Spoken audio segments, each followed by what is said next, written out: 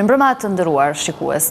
Do të paraqesim sonte në Argument Plus rrëfimin për 17 shkurtin e vitit 2008 të njërit prej krye protagonistëve të asaj periudhe, Jakub Krasniqit, I cili aso kohë ishte kryetari I Kuvendit Kosovës. Por para se të nisim me bisedën, do doja që t'ju uroja të gjithëve 90-vjetorin e shpalljes së pavarësisë së Kosovës. Zoti Krasniqi, mirë se erdhët në Argument Plus. Mirë se u gjetëm dhe unë po shfrytëzoj rastin të fillim që t'i uroj gjithë shikuesit e radio televizionit 21 dhe gjithë qytetarët e Kosovës ditën më të madhe për ne shqiptarët e kësaj pjese, ditën e pavarësisë, 90-vjetoren e saj. Ka pasur shumë diskutime rreth datës së shpalljes së pavarësisë së Kosovës. Data thuaj se është mbajtur fshehtë. Ju personalisht kur e morët vesh datën kur do të shpallej pavarësia? Më lejon që në fillimisht të them diçka për të ardhur pastaj te pyetja e juaj. Unë mendoj që edhe në shënimet e mia dhe në gjithë angazhimet e mia politike pas qershorit vitit 1999, në fakt unë atë kohë e kam quajtë Kosovën vend të lirë dhe vend të pavarur. Ndonse pavarësinë nuk e kishte të formalizuar ashtu siç duhej. Po megjithatë në gjitha ato angazhimet e mia dhe në gjitha takimet që kam pas me zyrtarët, gjithnjë kam folur për një vend dhe një shtet të ri dhe të pavarur. Natyrisht, ajo ishte bindja ime, por nuk ishte e formalizuar. Kosova nuk nije ndërkombëtarisht dhe për të ardhur drejt e njoja ndërkombëtare u deshën disa vite të administrimit ndërkombëtar. Pas luftës, do thot, pas qershorit të vitit 99, një ngjarje tjetër e dhëmshme, por që I ka dhënë një rrugë zgjedhje procesit të pavarësisë, kanë qenë ngjarjet e 16 dhe 17 marsit 2004, pas të cilave sekretari përgjithshëm I Organizatës së Bashkuar pat ngarkuar një emisionar të tij special Kaj Ajden, I cili e bëri një raport. Ndërsa raporti nuk ishte I mirë për gjendjen dhe situatën politike dhe sigurisë në Kosovë, e pat një orientim të mirë dhe I hapi rrugë procesit të pavarësisë.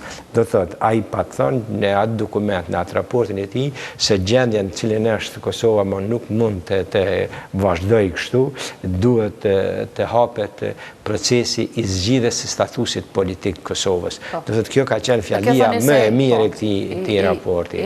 Pas kësaj realisht është hap rrugë një emisionarit tjetër të sekretarit përgjithshëm, zotit presidentit e Finlandës, ish presidentit e Finlandës, Matej Ahtisarit, dhe zëvendësit e tina, Robert Raonit, do thotë që në kohën e luftës unë jam pas takuar me ta në cilësinë e sekretarit të përgjithshëm të qeverisë së Austrisë. Do thotë kjo mendoj që ka qenë ato ngjarje që do duhej që I kanë paraprirë fuqishëm pavarësisë së Kosovës dhe pastaj bisedimet gati 2 vjeçare të Vjenës të udhëhequr nga presidenti Ahtisari, dhe në të cilat morën pjesë Kosova me grupin e unitetit. Edhe pse Kosova kishte qeverinë e saj, kishte presidentin, kishte kryeministrin, kishte edhe kryetarin e parlamentit, ndonse institucionet ishin të përkohshme, nuk ishin institucionet të shtetit pavarur dhe sovran siç janë sot, po I kishte. Megjithatë u kriju një grup I unitetit I cili përfshiu në veten e tij edhe subjektet politike që nuk ishin pjesë e qeverisjes, subjekti ynë atëherë nuk ishte pjesë e qeverisjes, por morën pjesë në bisedime. Natyrisht ne kemi biseduar shumë, të marrëm pjesë apo mos marrëm pjesë, ne e pam që është interesi I vendit që të marrëm pjesë atë, është interesi I vendit që edhe ne t'jemi në korrent të zhvillimeve, t'jemi në ngjarje që mos vjen pastaj mos mu pajtuar me diçka, por nëse duhet veç me qenë mos pajtues me diçka, ta bëjmë mos pajtimin me kohë dhe jo pas kohë.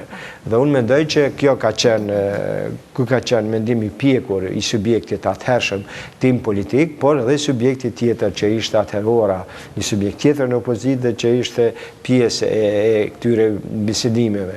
Kështu që skena politike që përfasoi aso kohë në kuvend, edhe pse nuk ishte pjesë e koalicionit qeverisë, ishte pjesë e bisedime, se në fundit ishte dhe interesi nacional. Se shikoni, shpeshen ndoshta tek ne nuk kuptohet.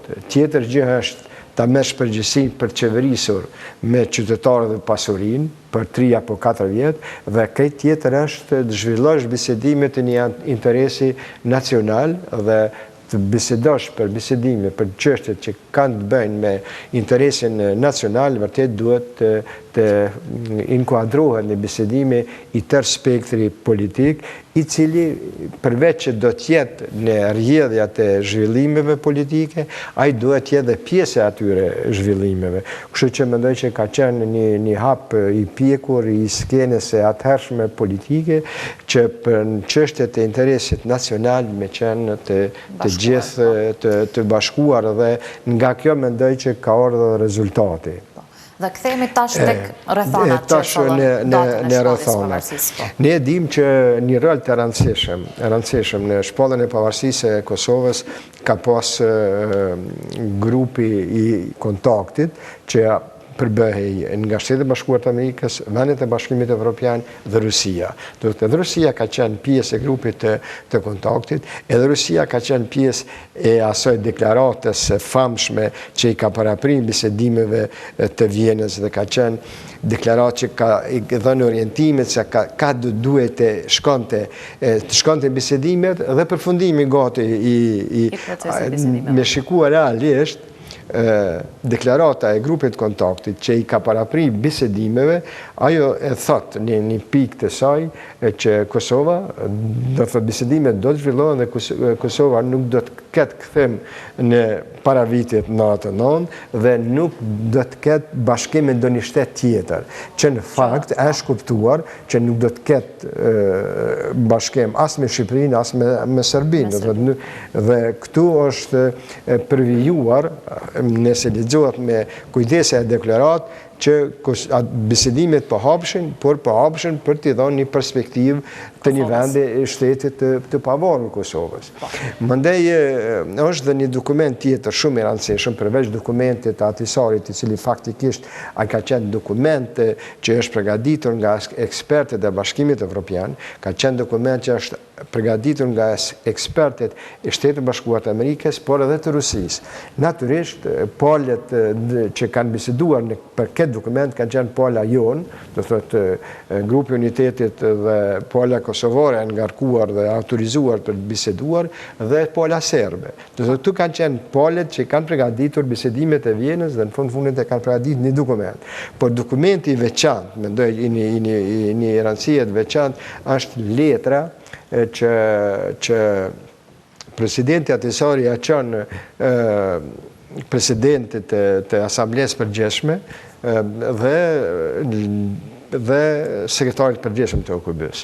Dhe në atë letër, faktikisht, Ahtisari i analizon mirë gjendjen që është Kosova, ai thotë se as në aspektin ekonomik, as në aspektin politik, as në aspektin e sigurisë, në përgjithësi dhe të sigurisë të komuniteteve në veçanti, gjendja ekzistuese në Kosovë s'mund të vazhdoj dhe zgjedhja është një pavarësi e mbikëqyrur. Do thotë orientimet se çka do të shkojnë në drejtim. Dhe fillimisht nuk është menduar, që pavarësia e Kosovës do të shpallej në kuvendin e Kosovës. Po është menduar që Këshilli i Sigurimit do të thotë mbi bazën e letrës dhe dokumentit të presidentit Ahtisari për zgjidhjen e statusit politik Kosovës, Këshilli i Sigurimit do ta shfrytëzon rezolutën 1244 dhe do të nxjerrë një rezolutë tjetër me të cilën do të njeh Kosova shtet pavarur dhe sovran. Do të ideja e fillestare ka qenë kjo. Mirë po, në Këshillin e Sigurimit Rusia e vën vetën dhe pasi e vën vetën, atëherë kërkohet rruga tjetër. E rruga tjetër ishte shpallja e pavarësisë në Kuvendin e Kosovës, dhe naturisht edhe për këtë ushtyni ko, bilin e atë ku ka pas disa vende si Spanja, bilin edhe disa parti socialiste, mendoj që edhe përfaqësuesit internacionale socialiste kanë pas kërkuar që të shtyhet shpallja e pavarësisë në institucionet e Kosovës. Naturisht ne kishëm qëndrimin që shpallja e Kosovës duhet bëhet sa më parë, pasi në fund vitit 2007 duhet marrën zgjedhjet, u majtën zgjedhjet dhe duhet kalohej në shpalljen e pavarësisë në kuvend. Kishëm mbështetjen e Shteteve Bashkuara të Amerikës, kishëm mbështetjen e Shteteve Bashkuara Bashkimit Evropian, kishëm edhe shumë vende tjera, por mendoj që këtu ishin kryesorët. E kishëm mbështetjen e Shteteve Bashkuara të Amerikës, e kishëm mbështetjen e Bashkimit Evropian dhe kishëm natyrisht si forcë sigurisë, e kishëm mbështetjen edhe të NATO-s, por edhe të OKB-s, të sekretarit përgjithshëm. Me gjitha këto trupa ishin per dhe ne ishim per, kështu që këtë ka qenë problem se cila do t'jetë dita. Pikrisht, kur e morët vesh se 17 shkurti do t'jetë dita e shpalljes pavarësisë? Ne kemi biseduar për këtë çështje, do të thotë. Ne fillimisht, realisht, unë, sekretari i kuvendit, tha që ishte atëherë kryeministër, presidenti ishte Fatmir Sediu, por edhe me të tjerët kemi biseduar se kur do t'jetë një datë.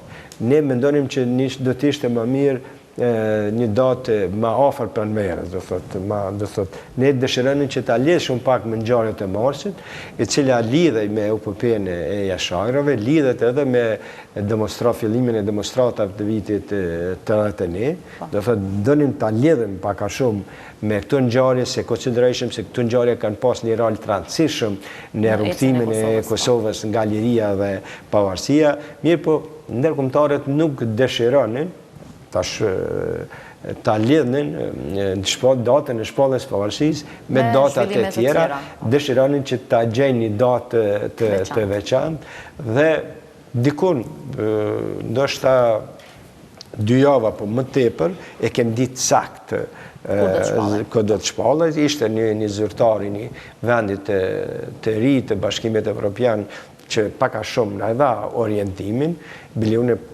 pa ta thënë në konferencë... U akomtoj lajmin për datën e shpalljes?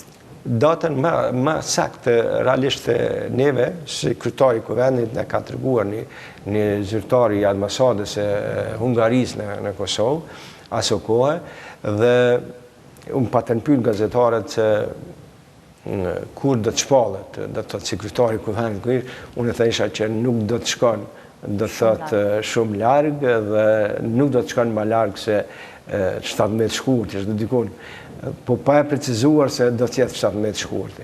Do të e kem ditur disa 2 javë apo edhe më tepër. 2 javë para shpalljes. Po në fakt tani na e morën vesh, po gati kanë pas marrë vesh edhe shumë media të hujat, e cilat përgatiten për vinë në ditën e pavarësisë në Kosovë.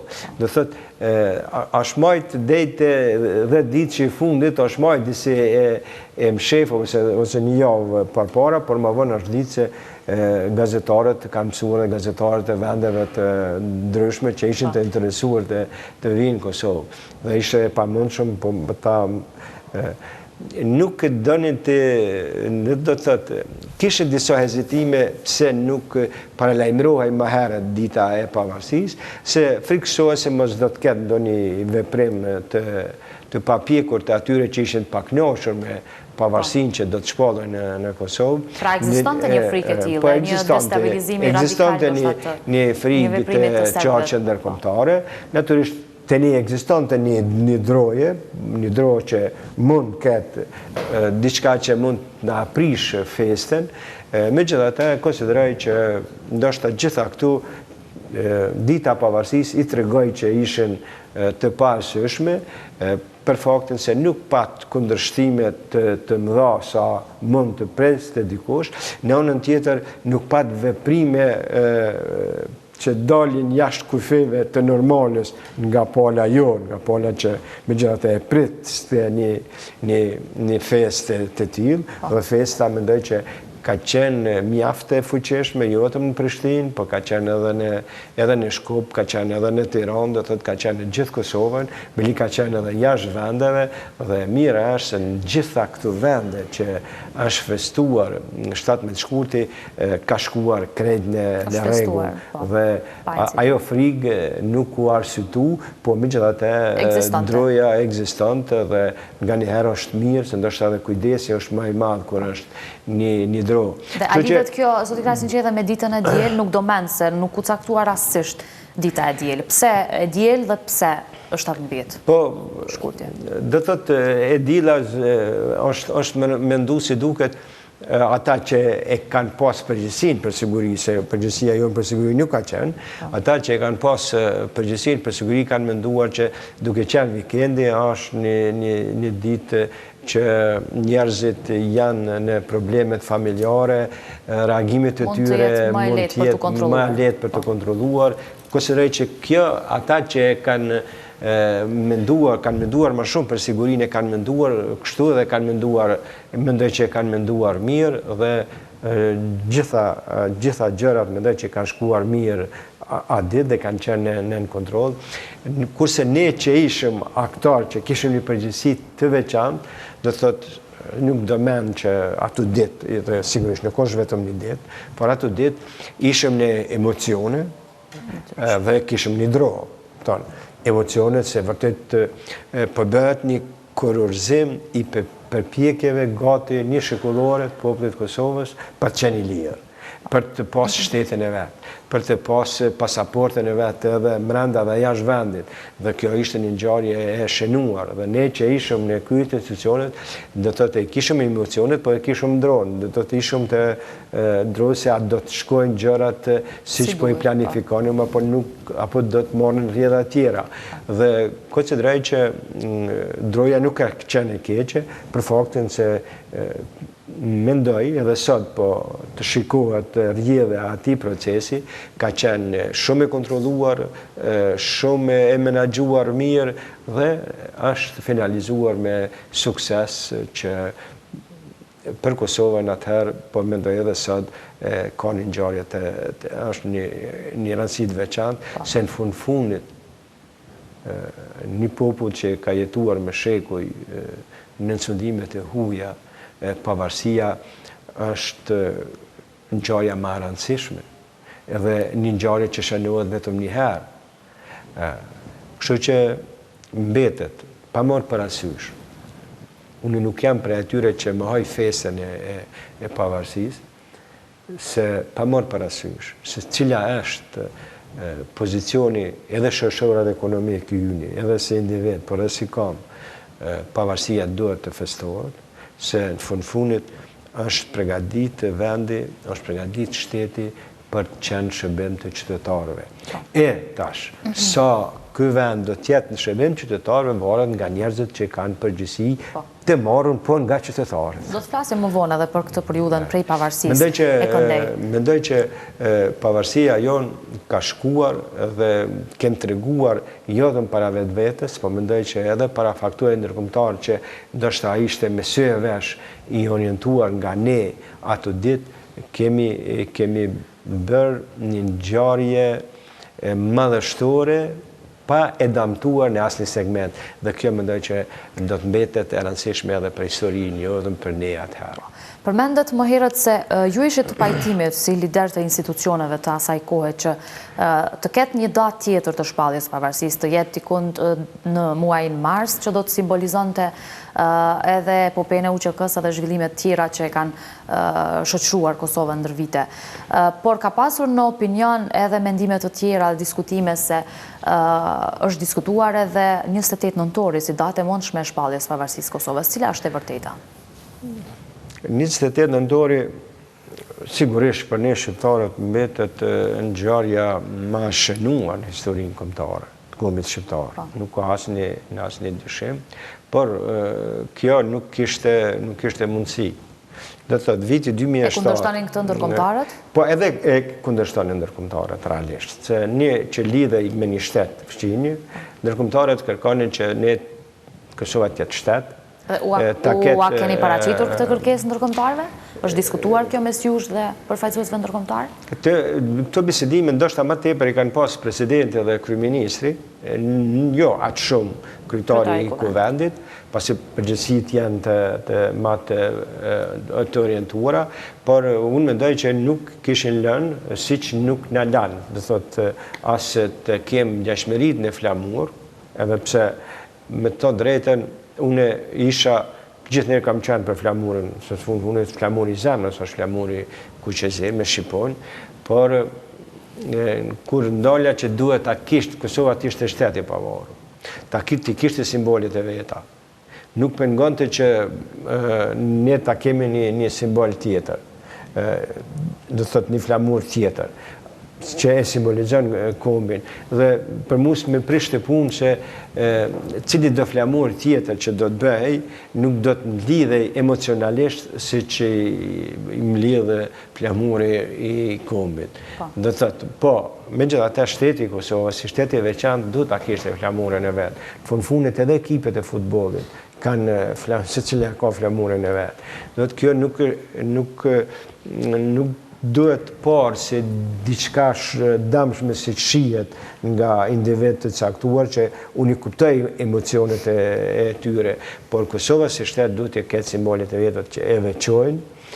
Kosova dhe mendoj që është mirë që e veçojnë ata, dhe tjetër është se cili do të jetë rrugtimi i shqiptarëve nga armeria, dhe nuk na pengon neve që ta kemi flamurin kombëtar, flamurin kuqezi dhe flamurin e Kosovës si shtet.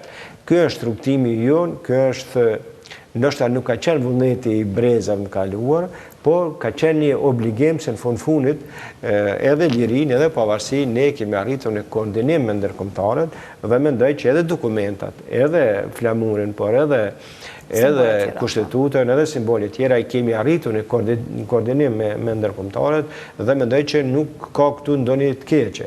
Dhe krejt kjo që mbyllja pavarësisë, me gjithë kushtetutën e saj, me gjithë simbolet e saj, kam pas në rëndësinë e vet që nuk duhet harruar kur. Këto simbole të shtetit të Republikës Kosovës nuk duhet me ngatruar me zhvillimet e më pastajme, zhvillimet politike, zhvillimet shoqërore.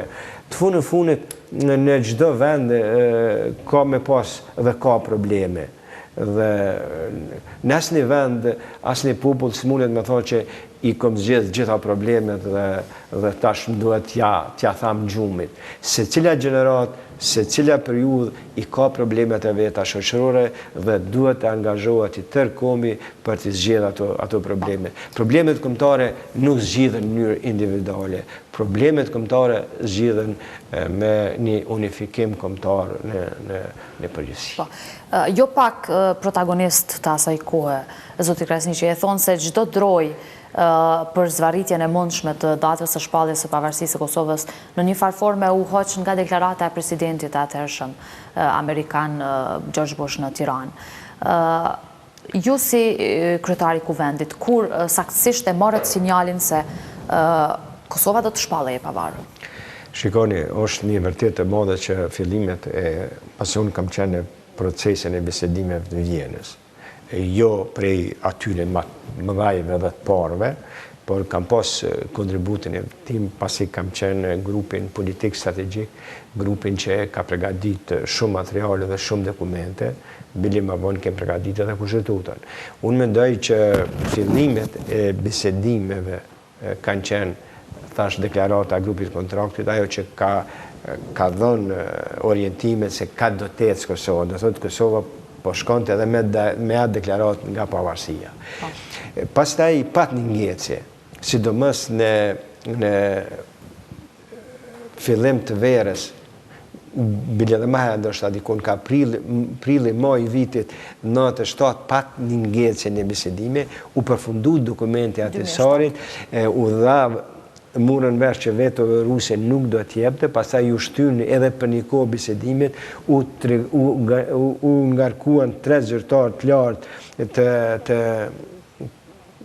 3 vendeve, do thot nëmën Bashkimit Evropian i Shëngeri, nëmën të së Bashkuara të Amerikës ambasadori Vizner, dhe nëmën të Rusisë, s'po më kujtohet, por edhe ata kishin e përfaqësues, do thot ishin 3 përfaqësues të këtyre 3 vendeve që u morën edhe me njëherë me disa zhvillime dhe bilin këtë pjesë të bisedime unë kam shkuar në Vjenë, në pjesën e fundit.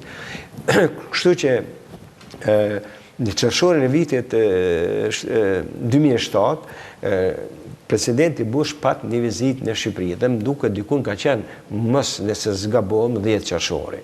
Dhe në 10 qershor mendoj që kjo ishte e qartë se bodh ma, dhe thot ishte ajo bodh ma dhe është koha e shpalljes pavarësisë. Këtu mendoj që është sinjali qartë se Shtetet Bashkuara të Amerikës i kishin dhënë leje shpalljes së pavarësisë. Tani ishin këto bisedime që treshe që duhet kishte ka pas nuk një afat 3 mujor dhe pas kësaj duhet të mbyllej procesi i pavarësisë dhe të shkohej jo në Këshillin e Sigurimit, por në Kuvend. Dhe na i kishëm fund të ati viti zgjedhjet e lira dhe kështu duhet të pritej pas zgjedhjeve. Bëshë zgjedhjet e lira dhe pas zgjedhjet lira të vendosin zgjedhjet e popullit të vendosen me votat e tyre në Kuvend dhe kjo ishte dhe ajo bën në fillim të vitit 2008, do thot me 17 shkurt. Po. Thatë më herët se datën 17 shkurt u atregoj një zyrtar i ambasadës të Hungarisë në Kosovë, që ishte vendosur që pavarësia e Kosovës të shpallej me 17 shkurt. A keni informacione në atë kohë si kryetari i Kuvendit? E kujt ishte kjo ide? Kush është ai që e propozoi këtë datë? Ne kemi qenë, se të fundit ne kemi qenë edhe në grupin, kemi pas takime edhe me ekspertët të ndryshëm, sidomos kanë qenë ekspertë të Shtetit Bashkuar të Amerikës, kanë pas ekspertë Mbretërisë së Bashkuar, kemi biseduar në zyrën e atëhershëm se ende nuk ishte para pavarësisë ambasadë, ishte ambasadorja më avëndshme Tina Kajdanov në zyrën amerikane, se deri atëherë quhej zyre amerikane. Aty janë zhvilluar bisedimet për formimin e deklaratës, për mbajtjen e deklaratës, çka do të përmban deklarata, do thotë janë biseduar këto çështje në ato të bisedime kam qenë unë, sekretari i Kuvendit, presidenti Sejdiu, kryeministri, tha që nuk di a ka qenë edhe ndonjë tjetër, zyrtar tjetër, por e di që na 3 kemi qenë dhe kemi biseduar për se çka do të përmban deklarata, do thotë deklarata është përgatitur nga ekspert amerikan dhe të Mbretërisë së Bashkuar, se ndoshta edhe na e kishim përgatitur, por na e kishim përgatitur më patriotike, kështu të them, do të është përgatitur nga ekspertët e këtyre 2 vendeve dhe mendoj që është një dokument i shumë i rëndësishëm dhe sigurisht që dallon edhe nga gjithë dokumentat tjera se shumë shtete kanë deklarata të pavarësisë, por janë më thjeshta, do thotë nuk e ka delikueshmërinë e deklaratës sonë, se vetë pozicioni i Kosovës nuk ishte i pandelikueshëm në fakt. Dhe ndoshta duhet ta themi edhe këtë sot që janë ekspertët që e kanë bërë këtë deklarat, pastaj e njëjta deklarata është vlerësuar dhe nga Gjykata Ndërkombëtare e Drejtësisë si e drejtë e arsyeshme, do thotë, e Kosovës, dhe kjo ka qenë një fitore tjetër e madhe e Kosovës, kur Gjykata e Drejtësisë në pyetjen serbe sa është në përputhshme me ligjet ndërkombëtare shpalla pavarësisë, kanë marrë përgjigjen po, dhe unë mendoj që kjo ka qenë një fitore e dytë e Kosovës, jo tani brenda vendit, por edhe me një vendim o një akt rëndësishëm të lëfizë ndërkombëtare që nuk e konteston pavarësinë e Kosovës. Ndoshta bili në këtë mirë Serbia na ka bërë, pse ka bërë këtë pyetje dhe natyrisht Gjykata e Drejtësisë ka dhënë një përgjigje pozitive për shtetin e Kosovës dhe të ardhmen e saj. Dhe ju, zoti Krasniqi, si në të vërtetë e kujtoni mëngjesin e datës 17 shkurt të vitit 2010? Po ne veç e dinim, do thotë, kishë ditë kohë që ne dinim dhe ishëm bindur që shkurti do të jetë dhe para pak dite e kishëm marrë vesh që është 17 shkurti.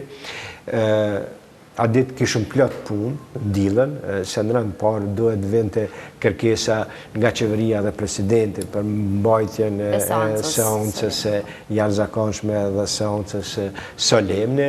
Kem pas një mbledhje me kryesinë e kuvendit, me presidentin, me prezencën e presidentit, me prezencën e kryeministrit dhe i kem bërë si themi përgatitjet për seancë dhe vendimin që për mbajtjen e seancës ne kem marrë mbledhjen para dite, pas dite e kem thirrë seancën dhe gjithçka ka shkuar sipas asaj që është planifikuar dhe ka qenë planifikuar një periudhë kaq gjatë. Po. Një vit më parë, po në këtë studio, për 17 shkurtin solli rrëfimin e tij presidenti Fatmir Sejdiu në atë kohë. Tha troq se kryeministri atëhershëm Hashim Thaçi nuk e shpalli pavarësinë e Kosovës, por thjesht e lexoi deklaratën e pavarësisë. Cili është mendimi juaj? Si e pat ju këtë moment? Po shikoni, ne kemi biseduar edhe më herët dhe ligjërisht kjo do duhet i takon të kryetarit të kuvendit dhe kryetari i kuvendit isha unë.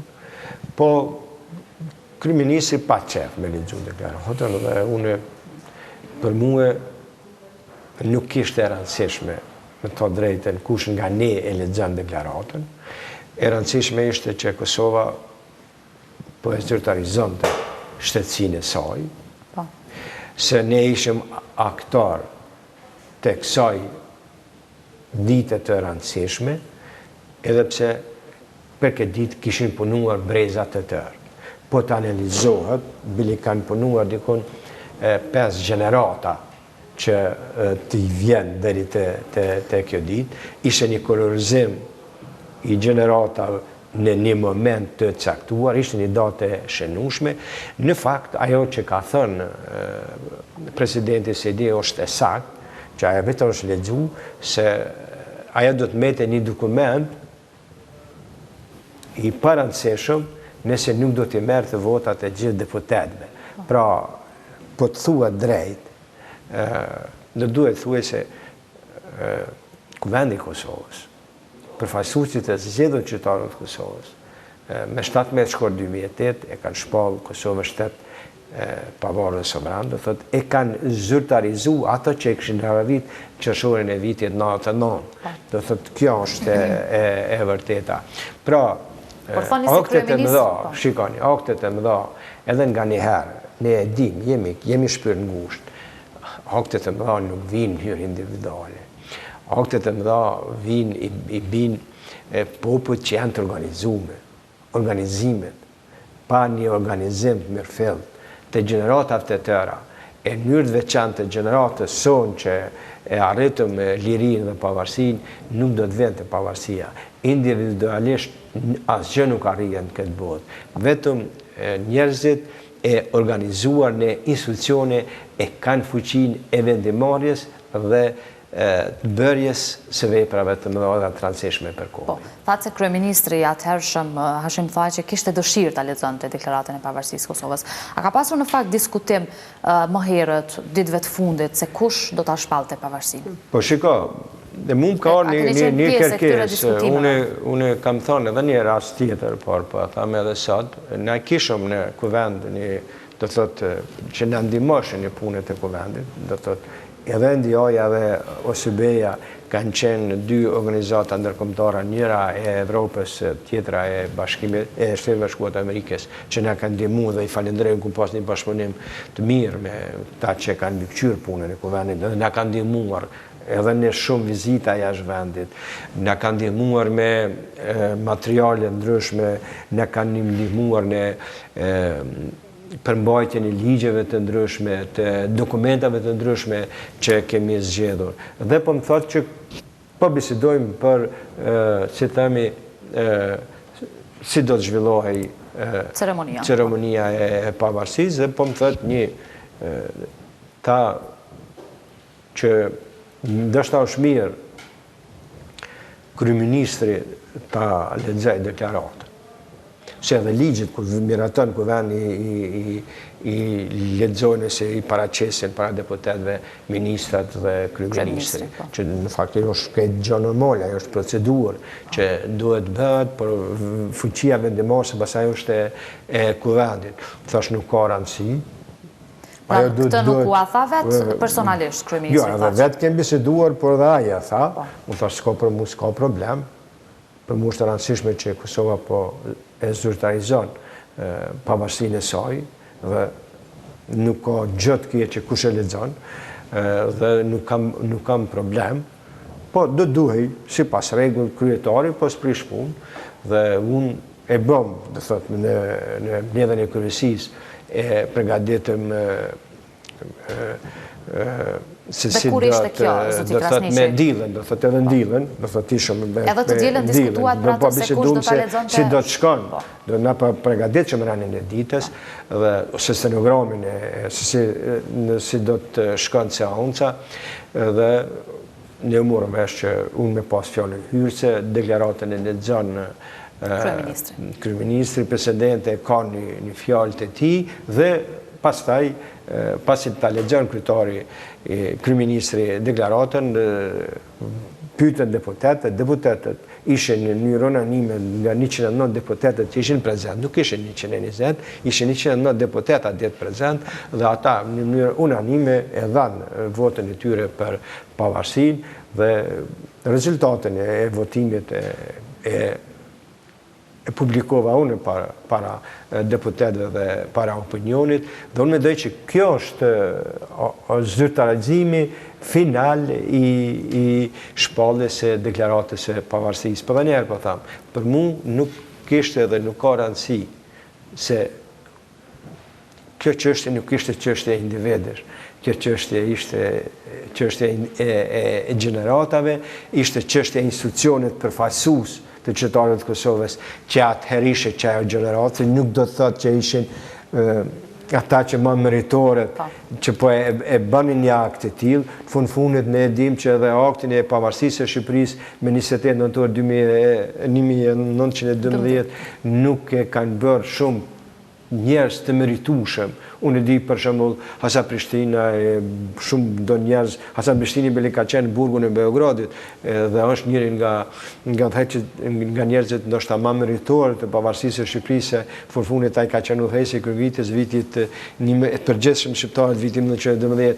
Do thotë mandej atë nuk janë kërkon të shënuar as vllazërit Çerçeli që kanë pas një rëndësi Mihal Gërmena që ka qenë një nga udhëheqësit e qetave për lirinë e Shqipërisë dhe pavarësinë e saj, po në fundit vjen një moment që ndoshta njerëz që edhe nuk kanë kontribuar në atë vepër të mëdha janë prezent dhe natyrisht mbetet i shkruar emri i tyre, siç mbetet edhe në pavarësinë e Shqipërisë, siç mbetet edhe në pavarësinë tonë.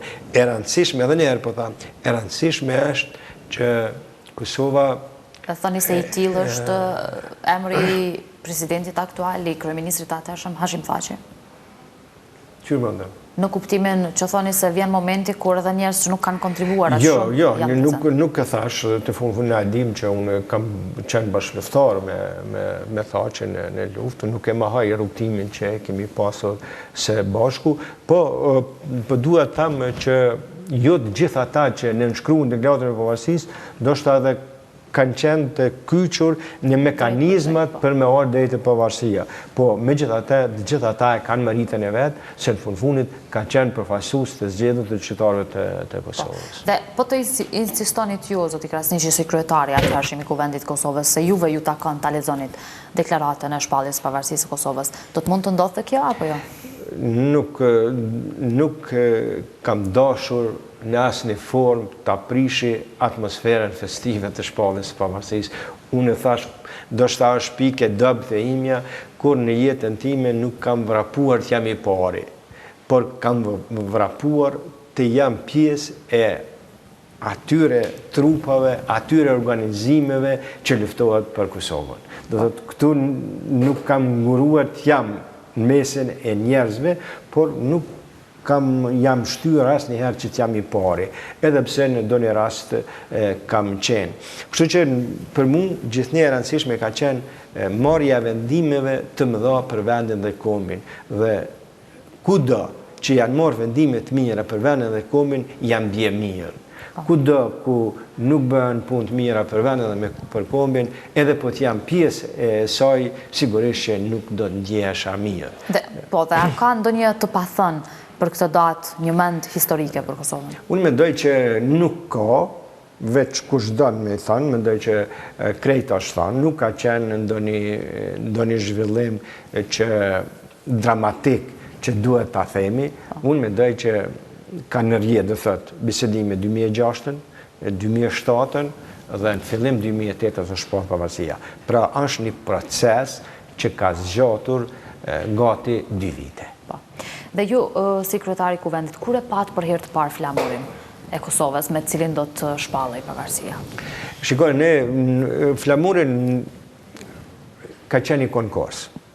Dhe vërteta është që dhe konkursi ka qenë I dizajnuar mbi bazën e një përshkrimi që është dhënë në dokumentin gjithëpërfshirës për zgjidhjen e statusit politik të Kosovës. Dhe nga ai konkurs ka rezultuar disa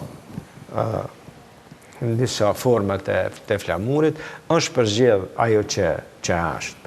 Do të thotë, për çfarë ishin emocionet tuaja kur e pat këtë flamur?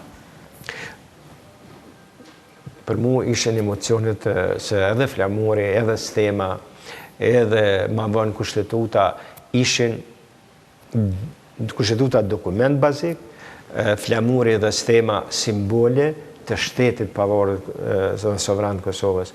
Dhe për mua realisht janë momente të rëndësishme që unë nuk do të harroj dhe I vlerësoj.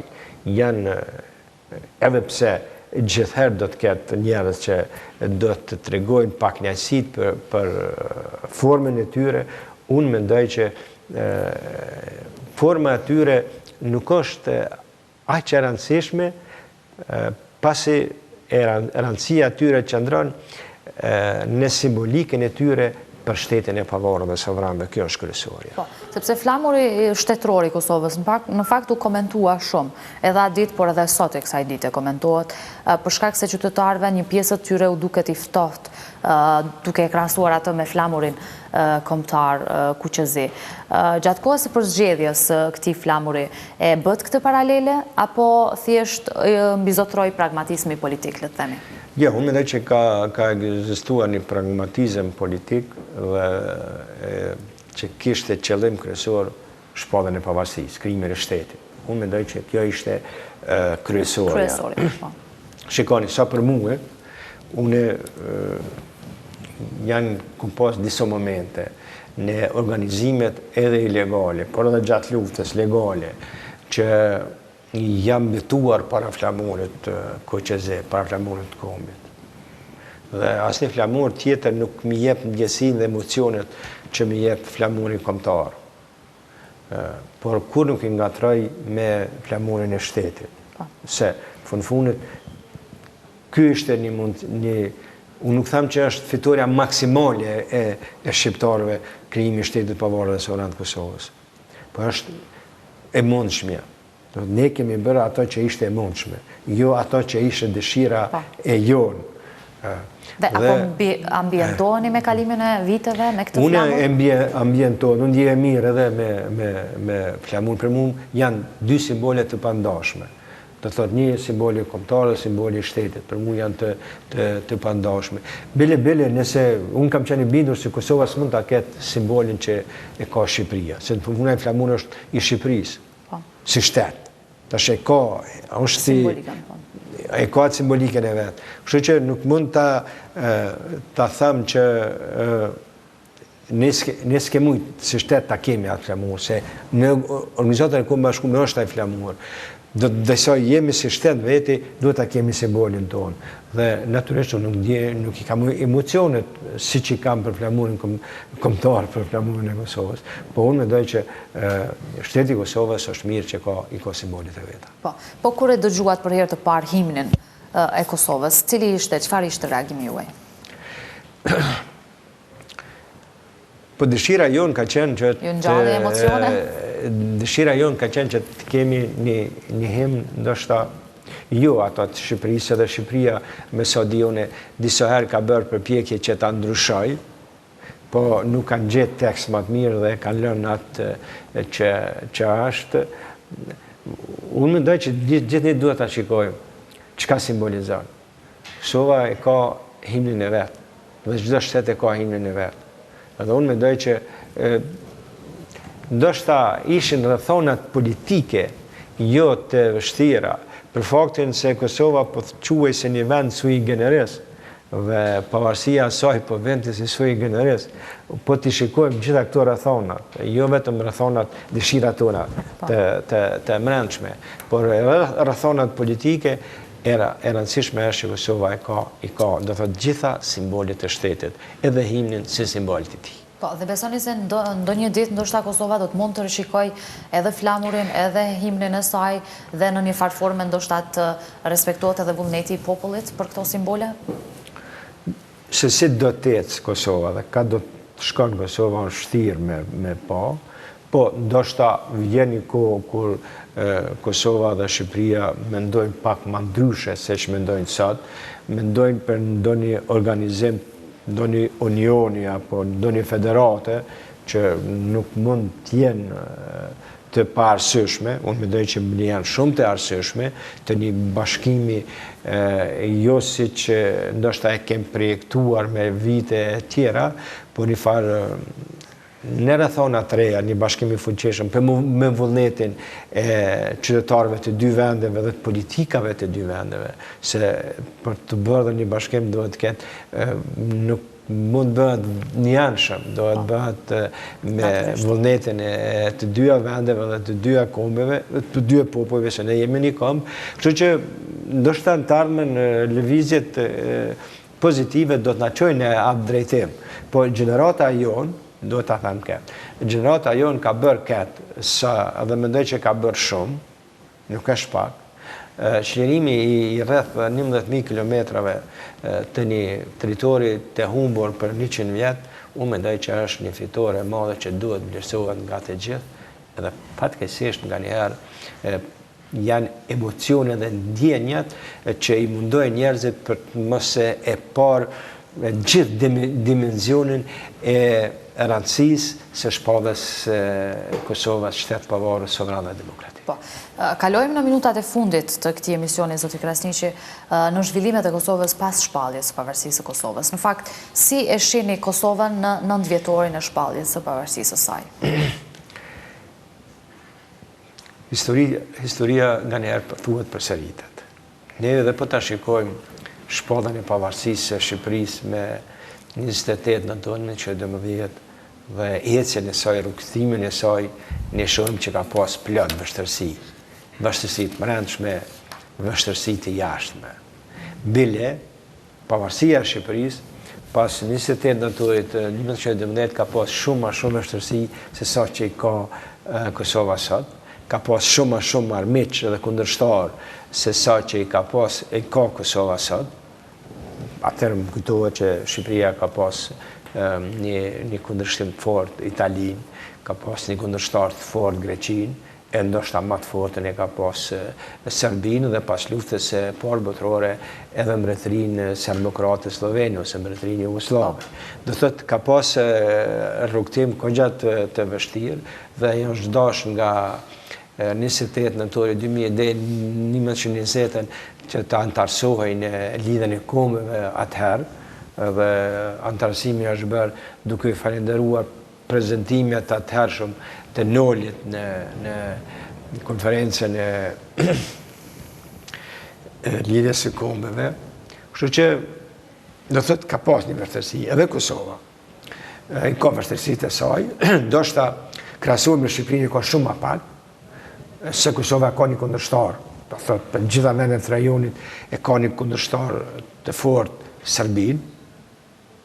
Do thotë Serbia ka metë armiku i shqiptarëve, edhe i Kosovës, për shkak kaluarës e tyre historike, për shkak politikave të mitomaniste serbe për Kosovën, djepë të Serbisë, të zemër të Serbisë, kështu që kjo kamet, do thotë, këtë vështërsi ne do ta kemi edhe në të ardhmen, po ne do ta vlerësojmë.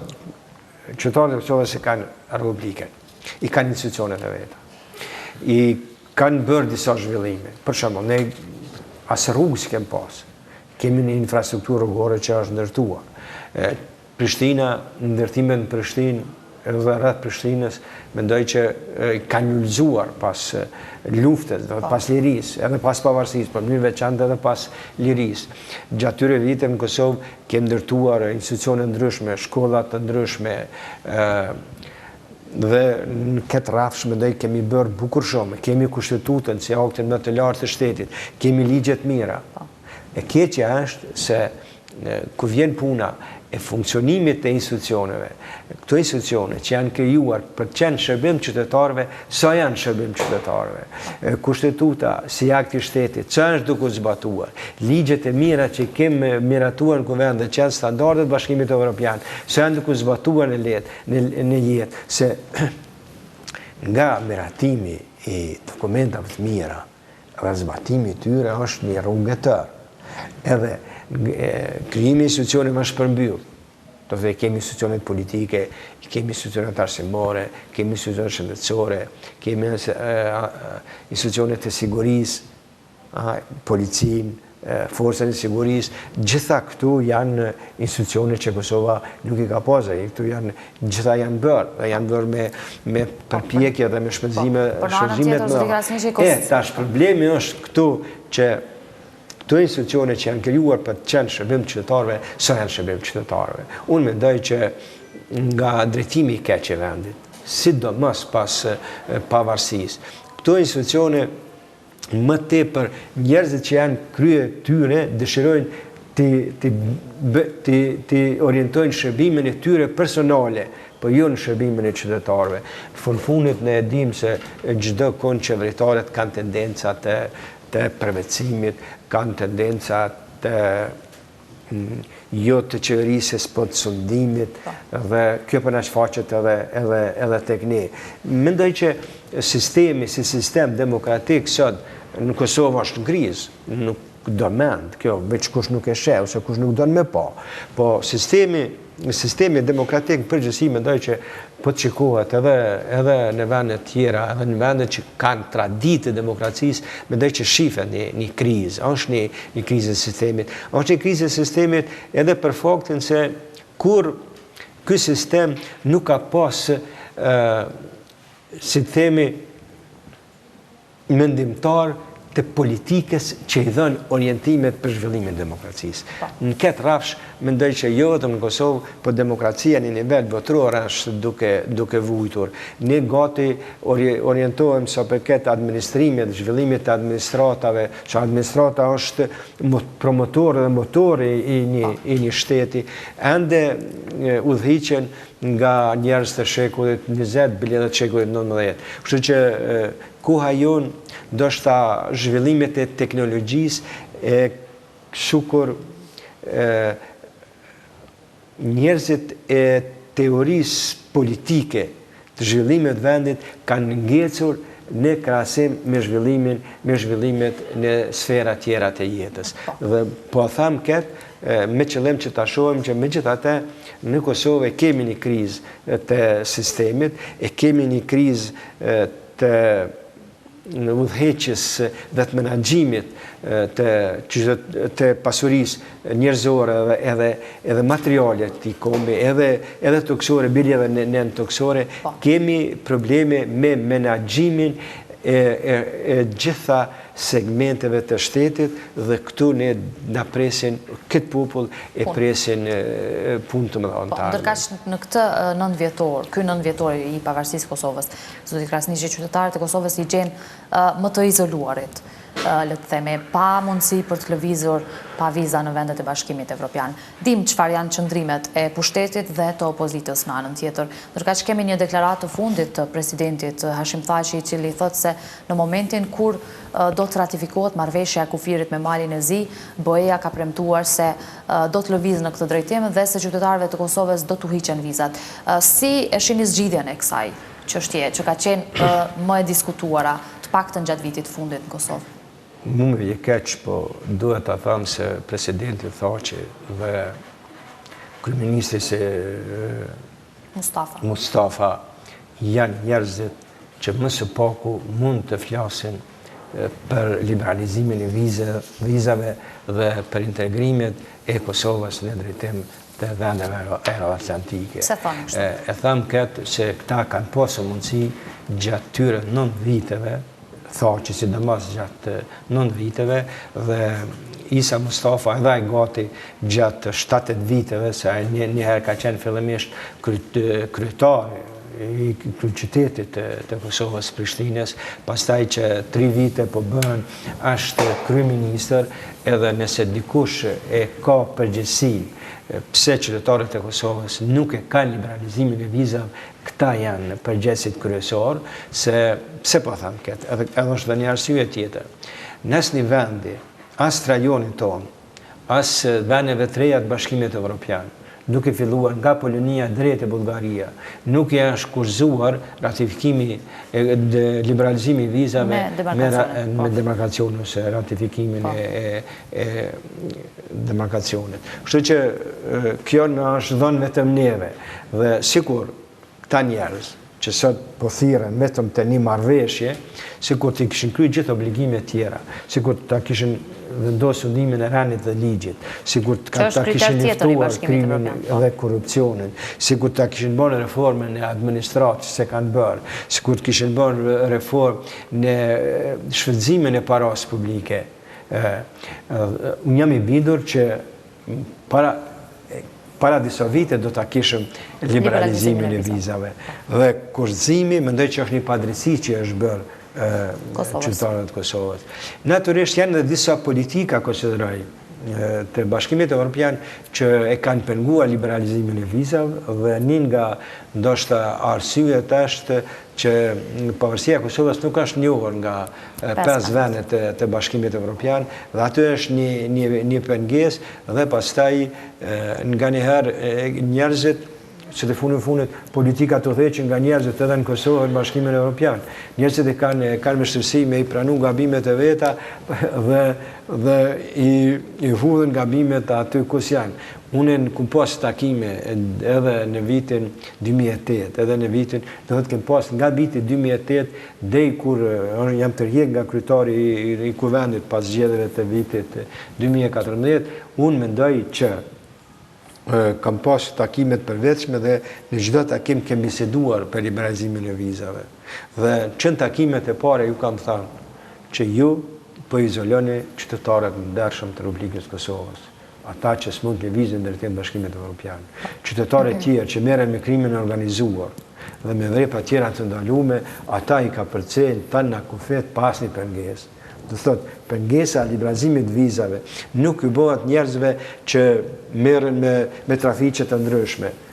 Liberalizimi i vizave i godet qytetarët e ndershëm, qytetarët që realisht nuk merren me vepra kriminale as trafiqe të ndryshme, prandaj jo është bërë një padrejësi e madhe, por ta them edhe këtë kush janë njerëzit më përgjegjës në atëherë, nëse janë njerëz më përgjegjës, janë kryeministri Thaçi, që ka qenë 2 mandate kryeministri i Republikës Kosovës, dhe tani kryeministri Isa Mustafa, që është që 3 vite po bëhen kryeministër dhe 4 vite sa ka qenë kryetar në komunën e Prishtinës, edhe ai nuk ka menaxhuar mirë as me komunën e Prishtinës, nuk është duke menaxhuar mirë as me qeverisjen si kryeministër i Kosovës, ka premtuar se do t'i shkap institucionet nga kapja dhe është bërë pjesë e këtyre gjërave. Po gjitha këtu i thash, dhe nuk vjen mirë që është ky përvjetori pavarësisht i tham, po përgjegjësia kryesore për mos liberalizimin e vizave është e këtyre njerëzve që janë duke qeverisur vendin dhe që nuk kanë krijuar një ndarje të fuqishme të pushteteve, sikur sistemi i drejtësisë, do thotë prokuroria, hetuesia dhe gjyqësia të funksionojnë pavarur, pa ndikime politike, unë jam i bindur që Kosova, Bashkimi Evropian nuk do ta kishte asnjë arsye tjetër për të penguar liberalizimin e vizave, bile edhe integrimin e Kosovës në drejtim të Bashkimit Evropian.